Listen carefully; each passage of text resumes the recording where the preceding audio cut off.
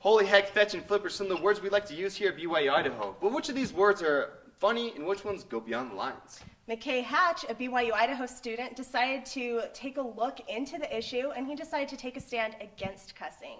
When Rexburg goes to sleep, we start talking. This is After Curfew.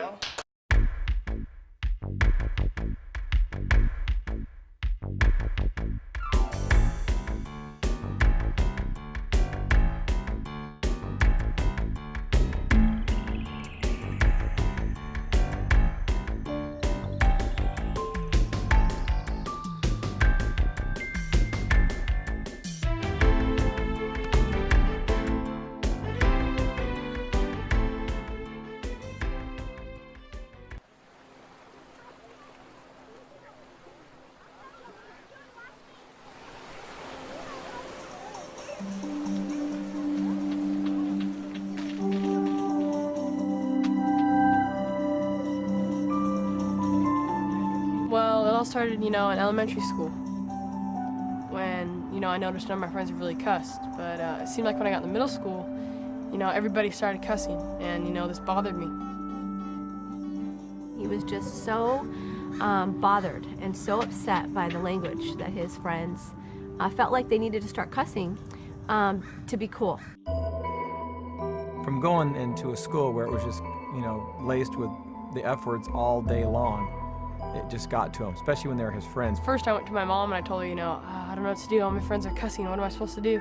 She's like, well, you can ask them or just find some new friends. I said to him, you need to be an example. That's the best thing you can do, and challenge them not to cuss. It was hard for him because these are his peers. These are his buddies he's known since kindergarten. It took me a couple weeks to finally, get enough courage to tell my friends this, but, when I did, they're actually pretty nice about it, and they're like, I'm not going to cuss around you anymore. It was 2 years later in the 8th grade where they came back, they were sitting at lunch, and they said, McKay, it's because of you and your challenge that we don't cuss anymore. So he came home all excited, told Felicia and I, and that's when he came up with the idea of doing a no cussing club. When I first started the club, my dad was totally against it because he knew, I was going to be bullied and stuff. I wasn't too excited about it because I knew what was going to happen to him. During Club Rush, I got cussed out like a million times. And but I had a lot of, at the end of the day, I had like 117 people that signed up. It says, hello, McKay, I see you on Fox News Network a couple of days ago, and I'm so impressed. In order to get more people to join his club, because a lot of people wanted to join that weren't in this area, he, with his uncle, put together a website called nocussing.com where people can join, become a member, take the No Cussing Challenge, print out a free certificate. After he did that, he wanted to get more membership, so they decided to write a letter to the city about having a proclamation for a cuss-free week to bring awareness. And that's when things at that moment exploded. The media got a hold of it. It was worldwide. Everyone had heard about it, and McKay was on the talk show circuit, and he got thousands and thousands of members all over the world, up till now where he's got around 30,000 members and counting, who take the pledge every day that they want to clean up. And these are not kids, these are adults. These are grandparents, grandmothers who said, you know what, I've cussed my whole life, and after I saw this bit, I took your challenge and I'm going to clean up my language.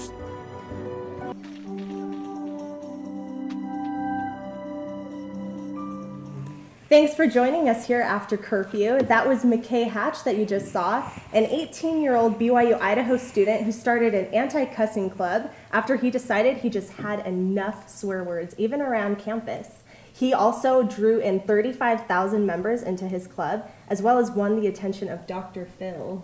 Yeah, so even there's the show Modern Family. They wanted to do an episode. They thought it'd be funny to have a little girl. She's gonna be like pretending to swear. She actually really says fudge in the show, but they bleep it out, so it makes it look like she says a swear word. So McKay Hatch didn't think that was gonna be good, like, for our society. So actually got his fellow members to write towards do a big petition against it to try and try to keep the airways and away from little kids, which I kind of think is a cool idea. Like, I support people like trying to stand up for moral values and things like that. I think so. I think with the incident, I mean, everybody in the world was like, whoa, this is weird, and that's what kind of got him so much attention. But I mean, in my mind, I think it's a great thing to try. I mean, I don't know how effective it will be, but it's definitely kudos to him. Yeah. What do you think, Morgan? I honestly, how honest are we being here? Just be honest. I just think that to try to make everyone with different standards hold to an LDS standard isn't something that I'm for. I think that everybody has their own standards, and if it is someone who's LDS who holds the standards, then I would agree that, you know, we need to watch it. But I feel like pushing our views on other people is not the way to show people what we believe. Do you think, though, because we are all for like missionary work, do you think that what he's doing is a form of missionary work? Because he's not necessarily pushing the issue, but he's saying, hey, this is what I believe in and I'm standing for this cause. So like, where's the line between being a disciple and being someone that pushes issues on people? I think it is a form of missionary work. I don't know if he's gone on a mission or not. He is a freshman here. I think at he's BYU preparing Idaho, right so he's now. preparing. Mm-hmm. So I think it's a good way that to prepare himself for the real world, because he's going to face that when he goes out to his mission. Trying to teach the gospel, I think, is a good thing. But like Morgan said, I think trying to spread out too much might cause problems along the way. People might not like us for that. Yeah, Yeah. that's interesting. And I think there's different situations. There's times that, you know, you need to stand up and say, hey, this is wrong, don't do that. But I mean, there's also times that you gotta respect people and realize that, you know, yeah, they have different values than we do. And, you know, pushing it on them to the point that you're condemning them or you're judging them, you know, that's when you start pushing a line. I'm thinking of, I watched this video where he's getting some award and he's rapping. And first of all, kudos, I love rap. That was a nice rap you had there. Yeah. But in it, he's talking about how, like, if you want to hang with us, don't cuss. And I feel like that's a horrible view to say, oh, I'm not going to hang out with you because you cuss, and that's not okay. I think it's interesting kind of like to take a stand for a public thing like TV, because like back in the day, you know, like we had Gone with the Wind, and they dropped one word and like everyone's like, wow, but you know, like it's no big deal now. Yeah. And so he's kind of fighting for a standard which we all used to agree upon back in the day. Like it was not even like religious based or whatever. It was just like, this is common decency among people. Like this is a social standard, which we've deviated from so much. I think it's kind of cool to try and go back to that standard because it was commonly accepted and good. But we should also like, you know, be friends with everyone else and except for people who we are. Now we want to see what you have to say. One of our reporters from Scroll Digital, Brandon Cruz, went out on the street to get your opinion. How do you feel about cussing? Well, it's something we shouldn't be doing.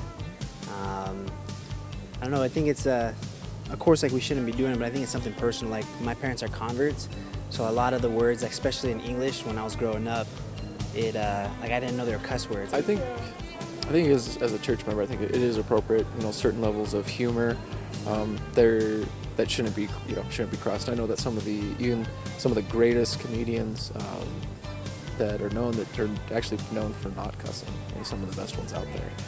McKay Hatch has started a no cussing club with over 3,500 members in it, and at this moment they're writing a petition against a TV show called Modern Families that depicts a little girl cussing. How are your feelings about that? I think it's good. I mean, they want to make the world a better place in a way, and they want to make people express themselves better, so I think it's a good idea for them to do that. I think it's a great idea. I don't want to see a little kid swearing. I don't think a little kid should know that kind of language. It's inappropriate. Thank you to everyone who gave their opinion. As I was watching it, it really got me thinking, even though cussing is a strong subject here at BYU Idaho, and it's something that we don't do, we believe that we should have proper and decent language. What about the other elements of shows out there? Like, I'm not just fighting against Modern Family, but any of the sitcoms out there that are supposed to be family friendly. We're going against cussing, but what about pornography? What about these indecent things on TV nowadays? Do you guys think that more weight should be put on those topics other than cussing, or? I think the reason he was focused on cussing in this one was where it was actually a little girl.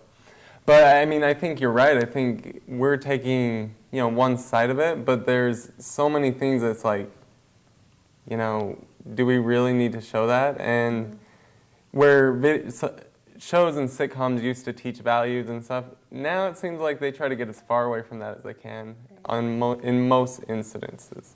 So.